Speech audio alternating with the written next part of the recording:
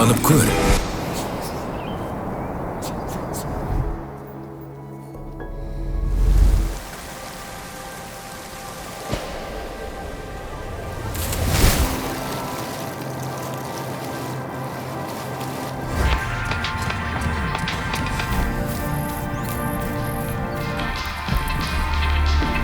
Сен өзіңе ұнататын спортты таптың.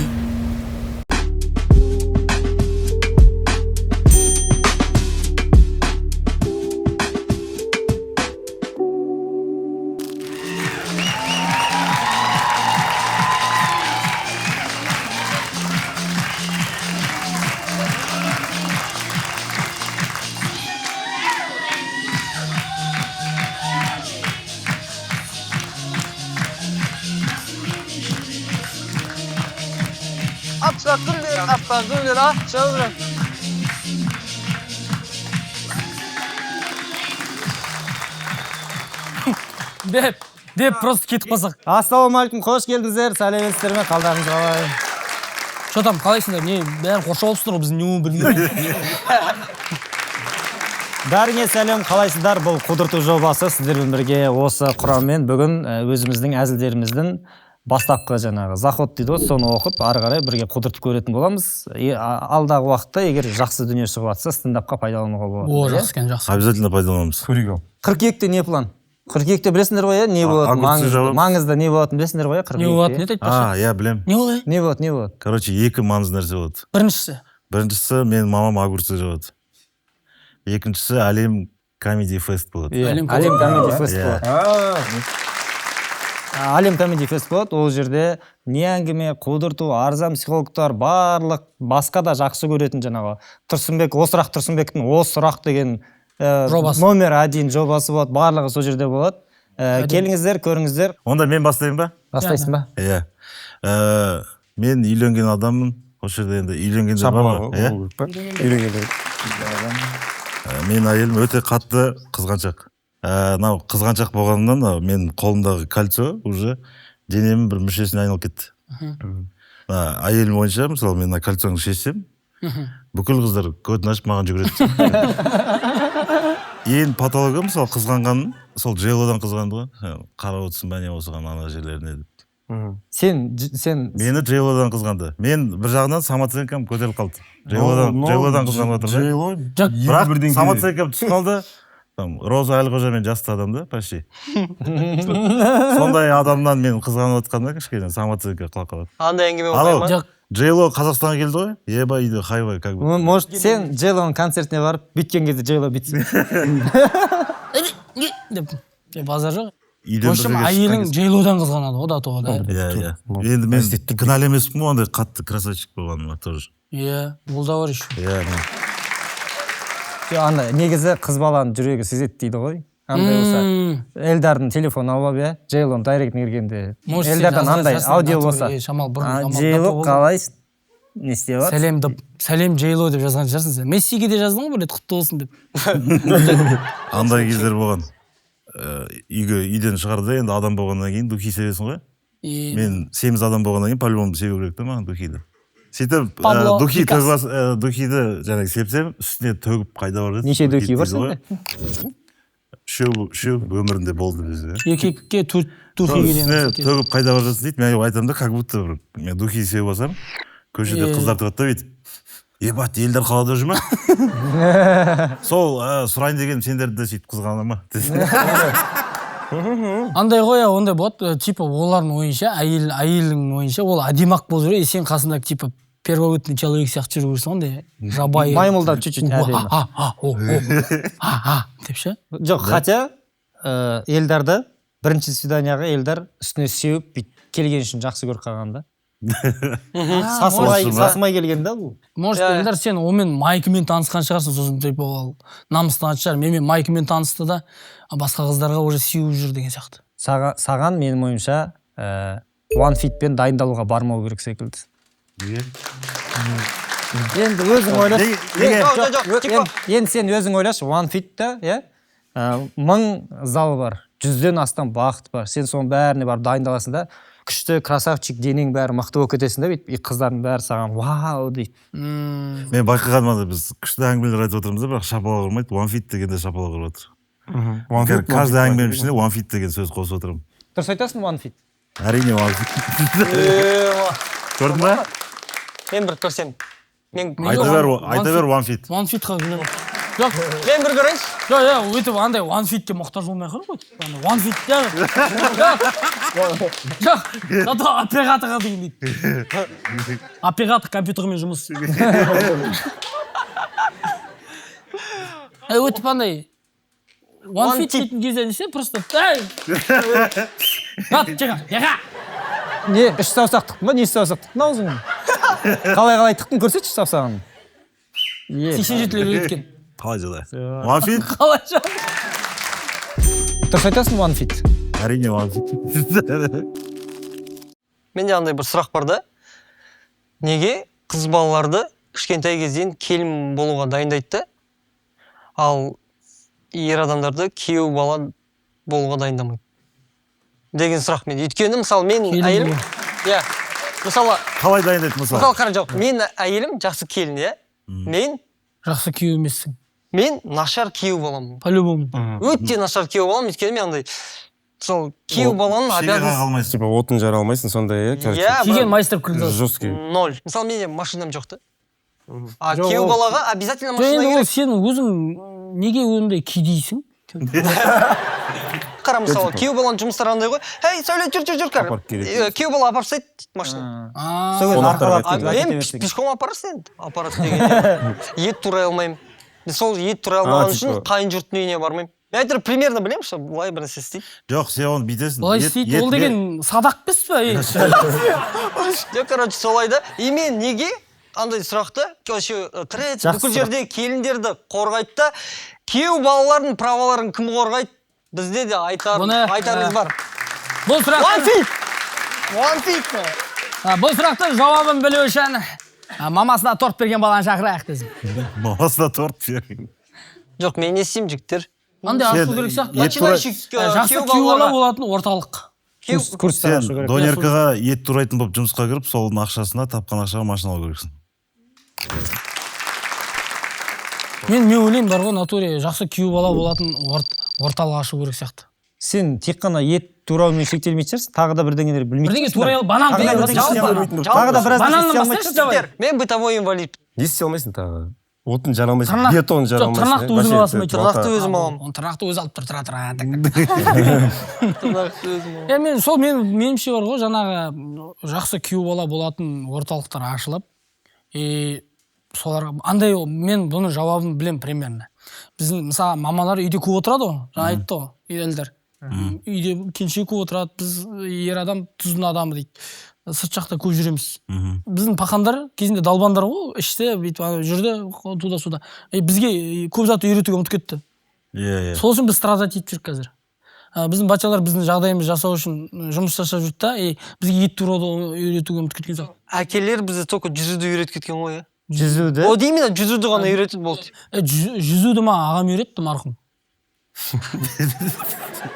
Осылай басыңды. Міне, в общем, былай Осы істейсің. адамның болып кетесің. Бір рет көрсетем, көріп ал. Судың астына кіріп жоқ болып кетсін. Первый, последний раз көрсетіп. Бір рет көрсем көрмеймін. Бытовой инвалидтарға, мен сияқты бытовой инвалидтарға. Бытовой инвалид деген ол қалай?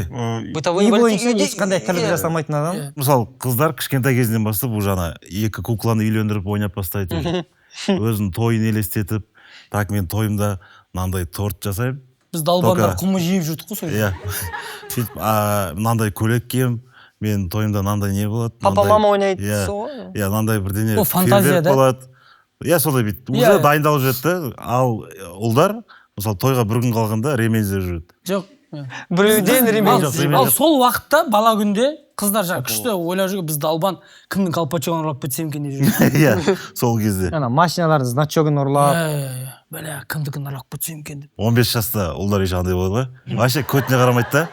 Көтіне қарамайды да, мамамлар келіспейтін шығар десе, алып қашамын ғой. Ем. Жоқ, андай ғой, елдар, өйткені қараш. Шынымен ответственно.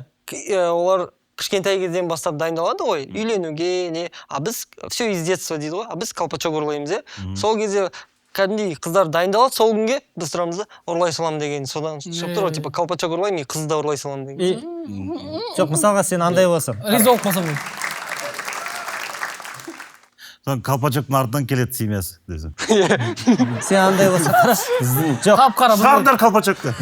қап-қара колпачоктар кетіп мысалға тиманың әйелі бала кезден кішкентай кезінен торт жасап андай мындай жасап үйреніп бүйтіп өседі да тима ол уақытта колпачок ұрлап жүреді потом екеуін қосасыңдар ғой и әйелің уже үйде саған торт тамағын бәрін жасайды сен колпачок әкеліп тұрсың үйге қалтасы салады да өзгермегенсің әлі бала Колпачогы. подъезде Колпачогы бар. Сөйтіп машина жинап аласың сен. Күйеу балалардың праваларын кім қорғайды? Бізде де айтарымыз бар.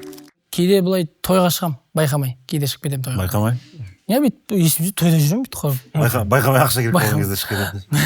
деп қаламын сол андай ойланғанда мысалы маған звондайды да той иелері азамат сіз той жүргізесіз ба дейді получается жүргіземін апа деп айтамын мен өзім былай негізі тамадылық дейтін затты жек көремін ғой Неге?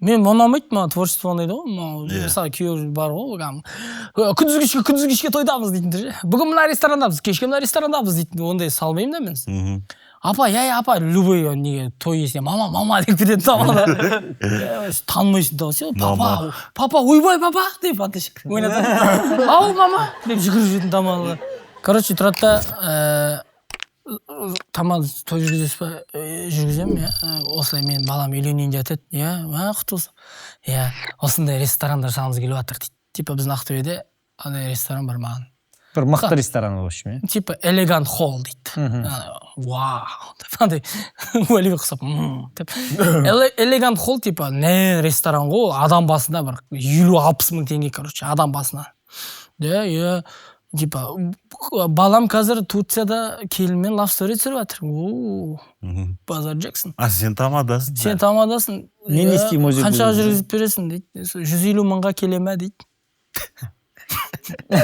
Түсінді бе? иә типа Мен түсіндім, тағы кім түсінді?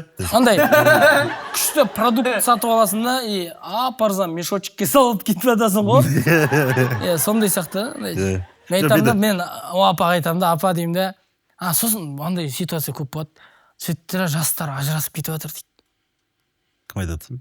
көп жерде естисіз қоғамда үлкен той жасайды рестораннан ажырасып кетіп жатыр өкінішке орай дейді love story обал болды ау дейді еще баласының тағдырын ойлап тұрған жоқ love story обал болды ау элегant қолдың задатка күйіп кетті ау балаң күйіп жатқан жоқ ше мен ойлаймын да андай тойға дайындалмау керек сияқты жастар қазіргі тойдан кейінгі өмірге дайындалу керек сияқты қалай бүткіл біздің ол қазақстандарды қазақ ежелгі сақтан келатқан сияқты сол біздің қазақтар бар ғой андай главный затқа бас ауыртпайды байқайсыңдар ма мысалы тамада мысалы үлкен той ғой ол 5-6 сағат тамада болса кино сценарийге бас ауыртпайды Жалпы біреудің мнениесіне қатты тәуелдіміз ғой негізі. Сосын ана тойдың боларысынан болатысын қызық дейді. Негізі мен ойша той қызық болу керек. Тойға дейін емес. А то тойда чисто ғой. Ана қайда? Деп бітіп қалды ғой. Андай деп біткен тойды көрген жоқ. Бүткіл оператор. Оператор еще 7 айдан кейін береді ғой видеоны. Бәрінде сондай ма? Күлдіңіздер ғой. Кешкіз ба? Операторлар натуре тойдың монтажын бір. Тойдың монтажы дейтін қиын нәрсе. Апокалипсті монтаждатқан соң шаруа алады ғой. Апа мен босамай жатырмын. Бұрынғы тойлар күшті еді андай столдың фламинго қосып жатыр. Тамақтарды ма? Палаткадан ішінде басқа түсіретін ештеңе жоқ қой. И бүйтіп стол, П деген стол тұрады. П или Г. И сөйтіп бүкіл бүйтіп камерамен столдың бәрін көресің ғой. До түсіреді ғой. Ол жерде ештеңе жоқ негізі бір. 3 салат. Хворс тұрады ғой. Андай селедка под шубой, оливье, тағы да 1-2 салат. Болды. И бүйтіп бірінші андай бірдеңе ұшып келеді де бүйтіп забор ашылады. Дрон деп шатасып кетсін. Забор ашады, соның ішіне кіресің бүйтіп. И тамақтарды көрсетеді, бүйтіп тамақтарды бәрін пығып бүйтіп көрсетеді, бәрін көрсетеді. Сөйтіп ашылады да бүйтіп. Адамдардың сөйлесіп тұрған жағдай жақсы болса, сол кезде деймін да сол кезде бачалар деймін да, камераға пофиг темекі шектейтін еді.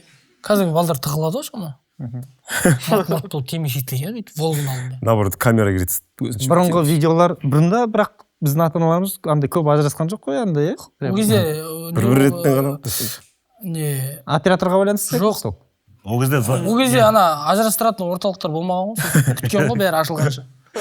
Осыдан ашылсыншы, бәріміз ажырасайық вообще. Ашылға деп жинап.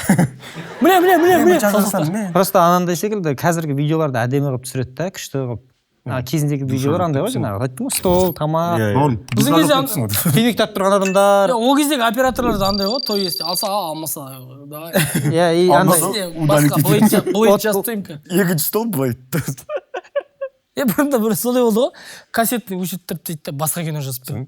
Ну, погоди, одан кейін Той қарап отқан кезде. Чемпионат мира финал. Сайрады ғой да, той қарап отқан блейд басылып кетсе.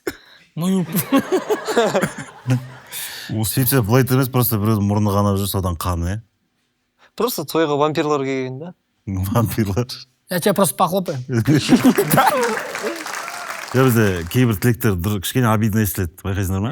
Мысалы анау бір жаңа көлік бірден алсаң, астында тозсын дейді. Астында. Уже Астында тоз. тосын дейді. Киім де солай ғой. Сразу ескіп кетсін деп тұрсың ба? Бұдан да жақсысын ал. Ең жаман деген дастархан осы болсын деген. Ең Андай обидный. Андай ыңғай недовольный адамдардың шығарған тілектер секілді. Ең обидный тілек анау болды, мен естігенім. Бір апаның 70 жас болды, әжен. Бұйырса, жаныңыз жәннатта болсын дейді. бұйырса. Бұйыр. Тірі кезінде ма? Қазірден бастап дайындап қойды өлімге. 99-да апаға, апа 100-ге келіңіз деген. Баласын тағдырын ойлап тұрған жоқ. Love story болды. В общем, қазір заман дамып жатыр ғой. Бір жағынан көңілім толмайды дамып жатқан. Мысалы, короче, досын темекі қойды да. Темекіні қойып жүрді, и приложение жазып жатыр, бірақ темекі қоюға көмектесетін. Міне братан дейді, темекі қойды. Бір ай болды шеккен жоқ. 30 мың теңге сэкономил дейді. Счетчигі бар ана. 300 темекі шеккен жоқпын осы уақытқа дейін. Өкпем тазарды, міне приложение бәрі көрсетіп тұр ғой. Өкпем тазарды, мен қазір байқап отырмын бәрін дейді да. Сосын айтты, қалай қойдың темекіні деймін, қалай қойдың? Насыбайға көштім дейді. Бәрі сөйтіп бірдеңе бір зиян нәрсе өтті, насыбайға көшкен екен, насыбай алып шықты қалтасы, насыбайды көшті. Сосын айтады, скоро насыбайды да қоямын дейді. Немен айтамын да, сен насыбайды қалай қоясың? Оның приложениесі жоқ қой. Насыбай. Бір өзбектен не жазып алдың дейсің. Насыбай тастайтын приложение емес, насыбай тастайтын бутылка алу керек қасам. Бірақ мен ол насыбай дегенге түкіргенім бар. Насыбай дегеннен шығады, түкіріп десе. Мен мынандай адамдарды көргенмін. Темекіні тастау үшін Айкос бастаған. Айкос тастау үшін Глоны бастаған. Бәрі үшеуі бірге. Бәрі қатар алып жүре ме? Мен бір дос балам, өзін бұрын жүріп жатқан қызын тастау үшін басқа қызға барады. Просто бір история есіме түсіп кетті. Насыбай ататындар болды мектепте. Болады ғой. Иә, енді қара, енді соның андай ғой. Біреу несімен жүріп, өзінің пакетигімен салатын. Біреуінде пакетик болмайды. Отырды да, мысалы, берші маған дейді, кейбіреулер бір салфан тауып алады бірдеңе. И мен андайларды көрдім ғой. Nokia деген телефон, артын ашады да, батарейкасын алып тастайды, соткасын өшіп тастайды. Ана пустой жерге толтырып алады да.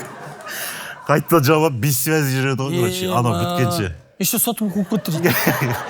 То есть оларға ана связь деген маңызды болған жоқ қой да то. Анаумен связь маңызды.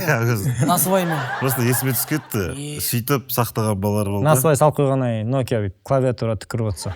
Жоқ, ал батарейка салған кезде. сообщение келеді, Өзбекстанға қош келдіңіз деген. Батарейкасын салады ғой. Nokia бүйтіп қосқан кезде бүйтіп қолмен бүйтіп екі қол бір-біріне амансады ғой. Насыбай салып қосқан кезде бүйтсе. қол. Бүйткен кезде төгет. Екі қол бір-біріне келеді. Антипод жасайды. Или ана насыбайды алып тастайды да, батарейкасын салып телефонды қосады ғой. Тың-дың-дың деп жүрсе. Телефонды. Негізі насыбайды қою үшін ана бала кезде бүйтіп шалдар отырады да, насыбайыңды бер дейді ғой. Не? Иә, андай обычный насыбайдың суретіне сондай насыбайлардың суреттерін қойып қойса. Астатса, соған картинкасына қарап астатса болады да насыбаймен. Мынау аузына насыбай салып жүр десе, яп қой. Қойдырғысы келді ғой. Абай нос дегендер болды ғой. Сол үшін андай шығады ғой, мынау тауықтың боғы деген. Иә. Онда естіген шығарсың, иә? Оған сенбеді халық. Оған насыбай істесе алданбады ғой. Тауықтың боғы дейсі өйтеді. айтайын. Бірақ мен мысалы өзім темекі шекпеймін. Бірақ мысалы сендер темекі шегетін сияқтысыңдар ғой, неге сендер темекіні де жамандамайсыңдар? Мысалы темекіде натуре адам қалай өлетінін рекламаланып тұрады ғой. Сен бұйырса өлесің деп тұрады, соны шегеді ғой. Мен темекі қорғайтындар таңғалдырып, қатты братан жүргенде 20 жыл темекі тартты. Суға жүзіп жүріп темекі шегетіндер бар ғой. Бастары батпайды ғой. Ой ма? Ма сондай. Орыс мужиктар андай бір Еще бір ғомес бататындар айтады. Шөлбинск талай кетіп ортады ғой. Насыбай ататындардың да рангтары болады ғой. Мектепте, короче, егер былай салса, ол енді бастап жүр. Жоқ. Былай, енді Жоқ, осылай былай, потом былай. Опытныйлар. Бәрін біледі Опытныйлар бар өзі. ғой. Қатты опытный братандар өтпейді. Міне мына жерде былайырақты. И мына ұшқан көрмейсің ғой. Ана насойлар ұшаттайды, иірін. Бляха! Кетті! Еще ләқсы әңгіме айтады. Басқа не қа? Сал жібереді ғой. Сондай көрмейсің ғой. Дұрыстап қояйсыз. Насой бақытты шығар біз қазір сонша уақыт бөлгенімізге Насойға. Насыбай ату зиян. Насой ату зиян, бұл ешқандай құтыртатын тема емес. Насыбай атқанша OneFitқа барып дайындалыңыз. О. Насыбай атқанша OneFitқа барып садақ атыңыздар. Ондай да галдар бар. Тың-дың-дың еткізі.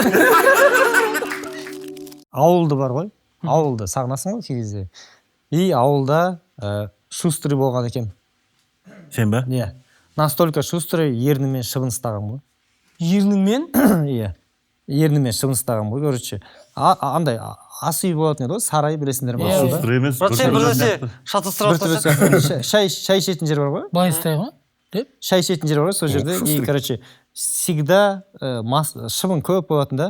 Апа маған шай ішердің алдында 10 минут бұрын бері кел дейді да, есікті аш, тюльді бүйтіп ашып қал дейді. Өзі екі орамалмен былай дайын тұрады. И мен есікті ашып қаламын, апа былай, айналып. Ас үйдің ішінде бүкіл шыбындардың бәрі қашып бәрі. Парилкадағыдай қажама. Тілегенге атыр.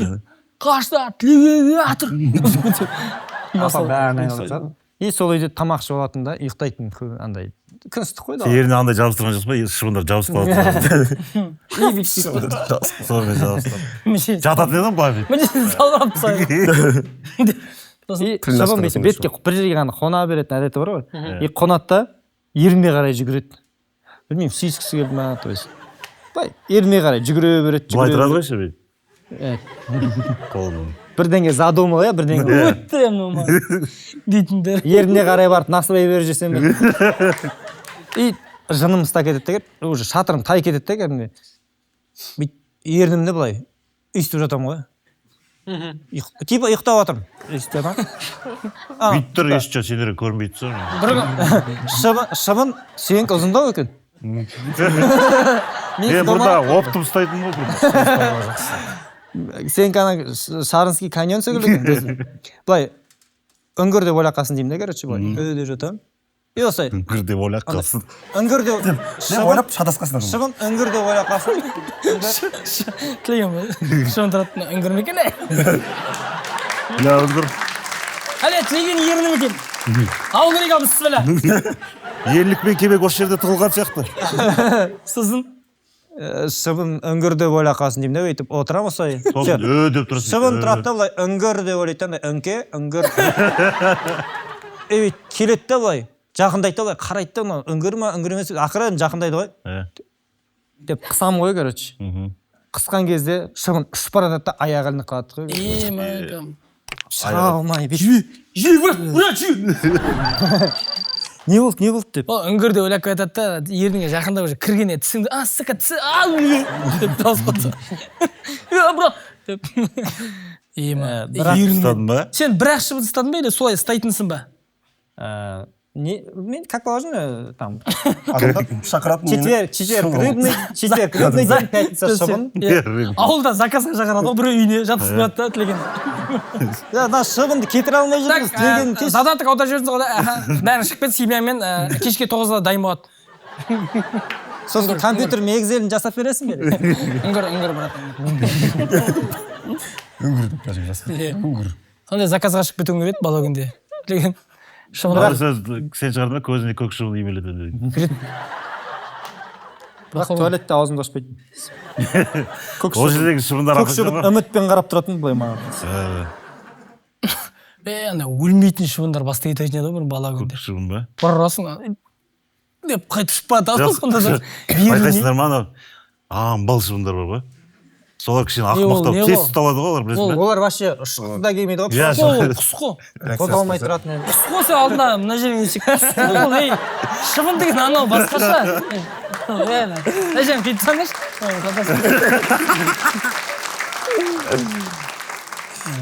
Жасыл шыбындар бар ғой. Көк шыбын ғой сол. Арабияның шыбындары ғой. Ана шыбын білесіңдер ме? Ана шыбын тірі қалды ғой. Жасыл Ернімен шыбын қысып ұстасам да тірі қалды ғой. Да. Иә, мен оны неше түрлі ойлар болды басында. Өлтіріп тастайын ба? Шыбындар үйіне өткізуге жақсы. Қанаттарын алып тастайын ба? Не істейін деген ойлар болды да. Болашағын құртпай ақ қояйын деді. Не істейін дедім да, қой дедім да, короче, бүйтіп. Ас үйден бүйтіп шықтым да. Ана қайда барасың? Интрига болып отыр ғой, короче, шыбынға. Бүйтіп барам да, есікті ашам да былай. Сен принципиально қолыңмен көмектеспейсің бе? Былай, есікті ашам да, келесі жолы келмей нахуй дейін деп. Жіберем да. Былай сен ондай не болушы еді? Тағы бір муха қаш кетті. Ай, тамаша. One feet деп. Құрметті достар, бізде осымен болды. Барақтарыңызға соңына дейін көргендеріңізге көп рахмет.